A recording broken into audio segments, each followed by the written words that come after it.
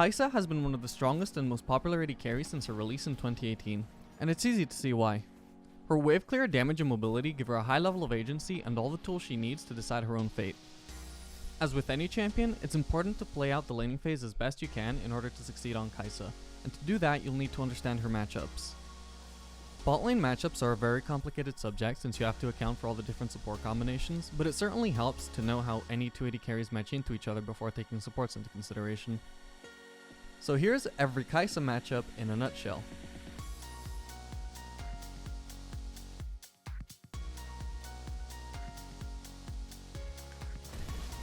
Up until patch 9.19, Ashe was very much on the weaker side of laning AD carries.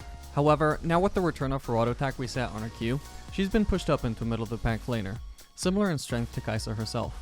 With her range advantage, Ashe just slightly edges it out over Kai'Sa currently, but this matchup is even enough that the supports are definitely going to become the biggest factor as to who wins this lane. Still, while Ashe comes out slightly on top because of her range advantage, in situations where Kai'Sa can get up close and personal to nullify that range advantage, such as using her killer instinct to all in, Kai'Sa has the advantage especially when able to land Void Seeker for the massive damage increase. This means that engaged supports are usually going to be your best friend in this matchup. You'll also want to avoid losing lane priority to Ashe as much as possible, since this gives her access to constant volley poke, and without having a minion wave you can hide behind to block it, you will take a lot more punishment than you'd really like.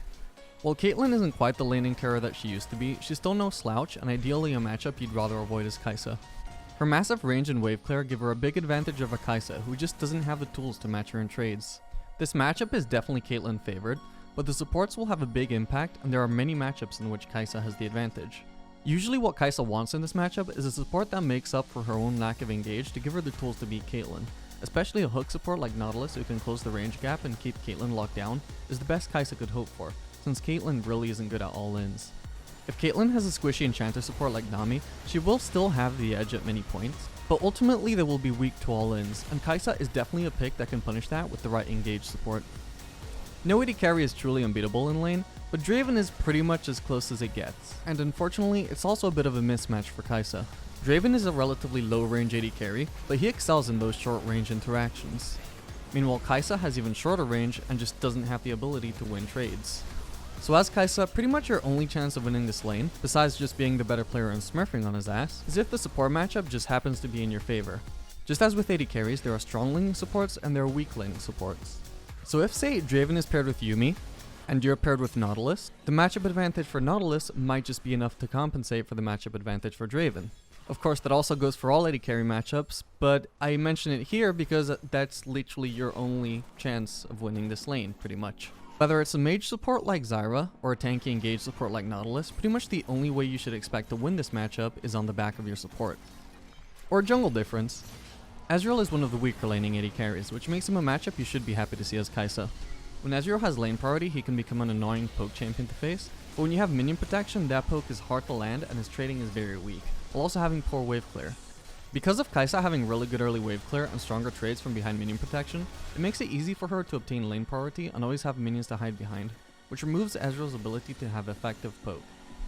That being said, this can't always be the case since many support matchups can give lane priority to the Azrael, but in general, this should usually be heavily Kai'Sa favored. Jhin is one of the strongest lane bullies in the current bot lane meta, so naturally you should expect this matchup to generally be favored towards him.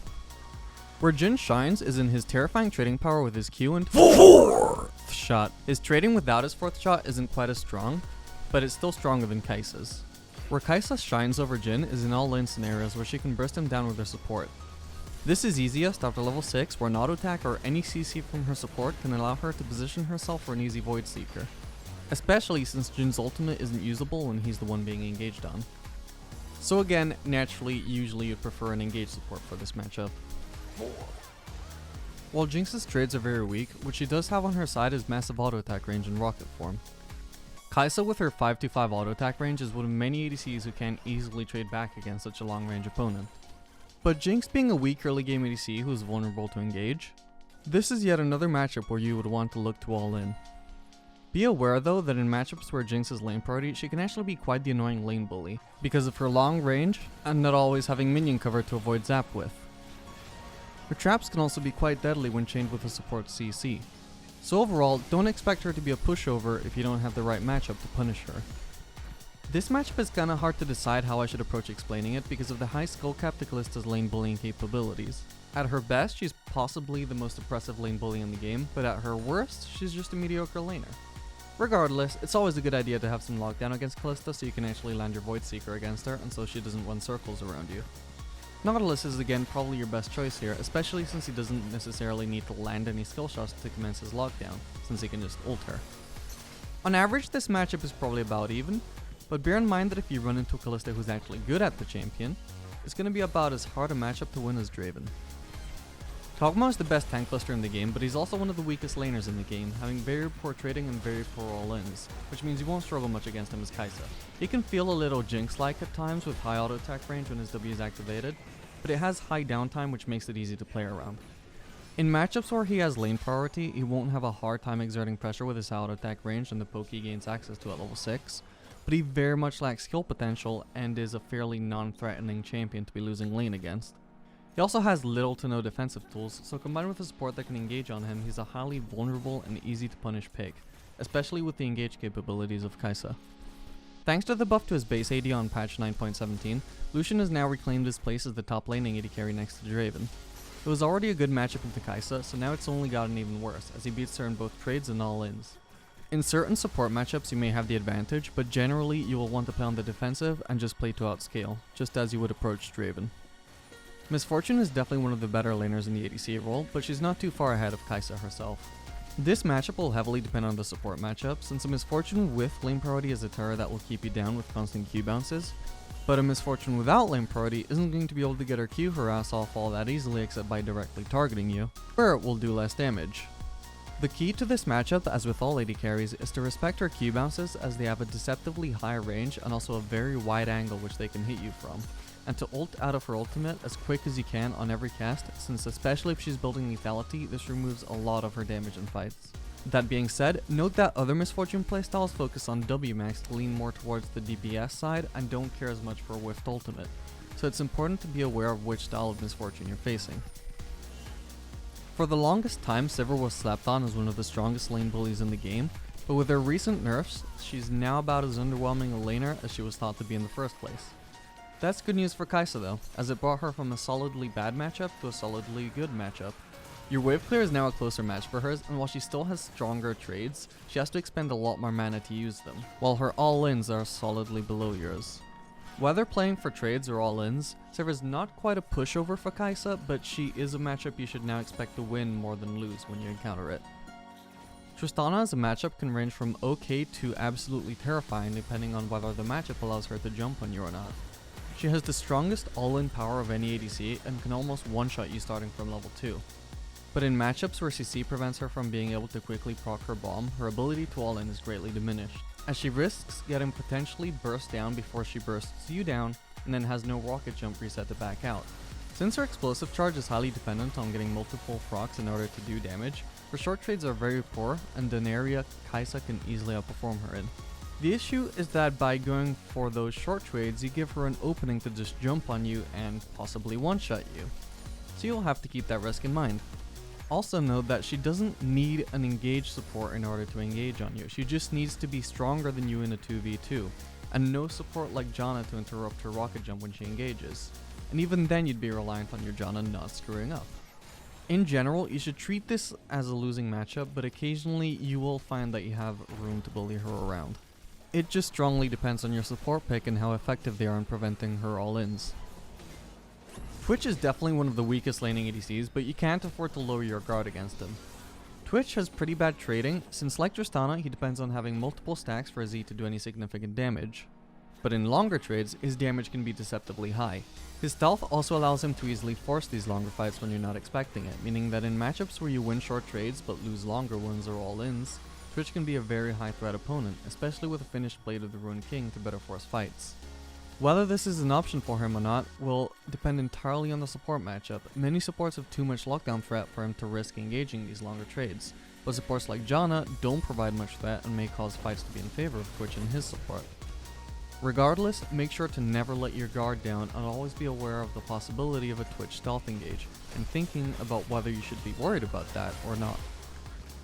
Varus has been an underwhelming solo queue performer for a while now, but his laning phase remains actually on the upper tier for AD carries thanks to his above average auto attack range and the range of his poke whether maxing E or Q. Because of his superior trading and his lockdown after level 6, this is a matchup where you have to be wary of trading, but your all-in strength is far greater than his, so with an engaged support you can easily shine and stomp the lane, since Varus is a vulnerable target with not enough burst or DPS to shine in all-ins if his support isn't a champion that excels in them themselves. Vayne is probably the weakest laning AD carry right now. Her trading without landing 3 auto attacks for her silver bolts is very weak, and her all-in power is very underwhelming too, especially before level 6. And with Void Seeker revealing stealth, this gives Kai'Sa an edge over Vayne that other ADCs don't have. Trading with Vayne though, you do want to keep the trades short and not let her proc her silver bolts in order to maximize the efficiency of your trades and not lose any more HP than necessary. Since if she's smart, she won't be letting the trade drag on long enough for you to land the 5 hits necessary to proc your own passive. Additionally, be wary of the fact that in situations where she does win all-ins, she has a very easy time engaging and chasing people down because of her passive movement speed buff and low tumble cooldown. So if you're not confident in your ability to win a fight, don't put yourself in a spot where she can just easily run you down. Xayah is an ADC that has great wave clear, as well as decent poke, and strong trading, and pre-6 crowd control, and also good all-ins, and also massive safety. But aside from, and also massive DPS too. But I mean, aside from, that's pretty much it. She doesn't really have too much else. So, no, but seriously, Xayah pretty much has it all. She's a jack of all trades who just happens to be quite good in lane as well. But just like Kai'Sa, she has low auto attack range, and her trade pattern benefits more from long, extended trades, just as Kai'Sa does. So this matchup actually isn't too bad for Kai'Sa. Xayah is the stronger laner, but not to a significant extent, to the point where I would definitely call this one a skill matchup. Obviously, you should try and avoid getting hit by the pullback of her feathers, as they can seriously chunk you out, and getting rooted can set up an easy engage for the enemy support. Be mindful of the ways your E and your ultimate can help you avoid her feathers in fights, and don't be afraid to miss some CS if she has a bunch of feathers positioned in a way that you can't avoid them without getting zoned. It's better to let yourself get zoned out of the last hit or two while you wait for the feathers to time out rather than taking a massive chunk of damage. Well, there you have it. That's all the meta ADC matchups for Kai'Sa.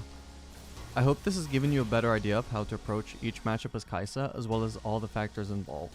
If you like this video, please consider dropping a like and subscribe, and let me know if you'd like to see more content like this in the future.